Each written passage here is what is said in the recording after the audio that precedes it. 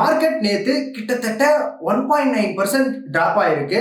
Sensex கிட்டத்தட்ட வந்து 1.9% drop ஆயிருக்கு. நிஃப்டி சேம் 1.9%க்கு மேலே ட்ராப் ஆயிருக்கு. ஸோ மேஜராக சப்போர்ட்டில் இருந்துட்டு இருந்த லெவலை பிரேக் பண்ணி 22,100 அப்படிங்கிற ரேஞ்சுக்கு வந்து ட்ரேட் ஆகிக்கிட்டு இருக்கு. ஸோ இதுக்கெல்லாம் என்ன காரணம், ஸோ தலைவன் பண்ண சம்பவம் என்ன அப்படிங்கிறத தான் நம்ம இந்த வீடியோவில் பார்க்க போகிறோம். ஆக்சுவலாக வந்து எப்போதான் இது வந்து ஒரு ஸ்டெபிலிட்டி வரும் அப்படிங்கிறத வீடியோட எண்டில் நம்ம வந்து ஓரளவுக்கு ஐடியாவுக்கு வரலாம். ஸோ நேற்று நடந்தது ஓவர் நைட்டில் தலைவன் பண்ணது. ஸோ ஆல்ரெடி கனடா அண்ட் மெக்சிகோவுக்கு 25% வந்து இம்போர்ட் டேரிஃப் வந்து அனௌன்ஸ்மெண்ட் பண்ணியிருந்தாரு.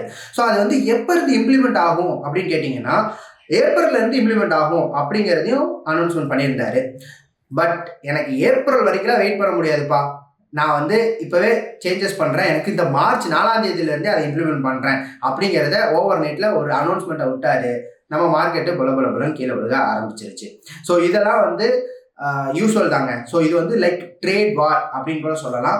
ஸோ இன்னும் என்னென்ன தலைவன் சம்பவம் பண்ண போகிறான் அப்படிங்கிறது தெரியல. இது இல்லாமல் சைனாக்கு கிட்டத்தட்ட வந்து 10% இம்போர்ட் டேரிஃப்ஸை இன்க்ரீஸ் பண்ணியிருக்கிறாரு. ஸோ இதுவும் ஒரு ஒன் ஆஃப் த ரீசனாக அமைஞ்சிருச்சு மார்க்கெட் கீழே விழுந்திருக்கு. ஸோ எங்கேயோ பண்ணுற சம்பவம் நம்ம மார்க்கெட்டுக்கு வந்து விழுது. அதே மாதிரி இன்னொரு விஷயம் என்னன்னு கேட்டிங்கன்னா எஃப்ஐ ஸ்டில் செல் ஆஃப் மோடில் தான் இருக்காங்க. ஏன்னா தலைவர் என்னென்ன சம்பவம் பண்ண போனான் அப்படிங்கிறது தெரியாமல் இன்னமும் செல் ஆஃப் நடந்துக்கிட்டே தான் இருக்குது. ஸோ இந்தியன் எக்கனாமியும் வந்து என்னது ரொம்ப ஸ்டேபிளாக இருக்குது, சூப்பராக போய்கிட்டு இருக்கு அப்படின்ட்டு இருந்தாங்க. பட் கரெக்ஷன் ஃபேஸ் கண்டிப்பாக வந்தே ஆகணும், இல்லைன்னா அது வந்து டேஞ்சர் மார்க்கெட்டாக போயிடும். ஸோ அந்த கரெக்ஷன் தான் நடந்துக்கிட்டு இருக்கு. இது வந்து கிராஷ் கிடையாது, நல்லா தெளிவாக தெரிஞ்சுக்கோங்க.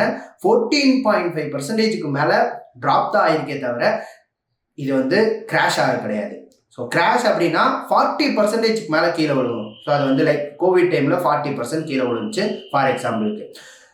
ஓகே, இது எப்போதான் ஒரு ஸ்டேபிள் ஆகும், இது எந்த லெவல் வரைக்கும் கீழே போகும்? என்னோட எக்ஸ்பெக்டேஷன்ஸ் 22,000 பாயிண்ட்டை கண்டிப்பாக பிரேக் டவுன் பண்ணிடும். 22,000 பிரேக் டவுன் பண்ணால் 21,800 வரைக்கும் போகலாம் அப்படிங்கிறது என்னோட எக்ஸ்பெக்டேஷன்ஸ்.